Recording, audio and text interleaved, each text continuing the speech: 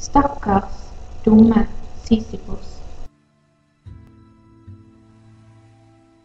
Ruller bare steinen sin opp hver gang den ruller ned, men den har vokst gjennom seklene.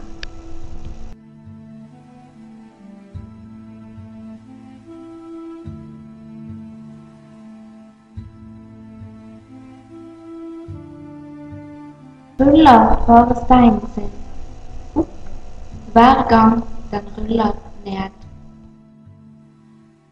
Ruller bare steinen sin opp hver gang den ruller ned.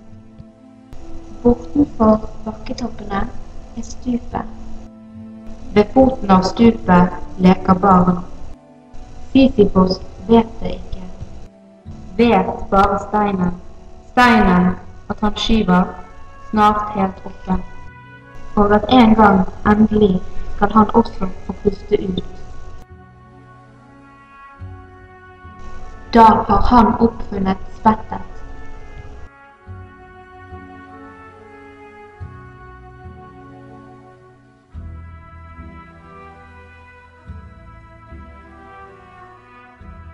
Stakkars farlige Sisyfos.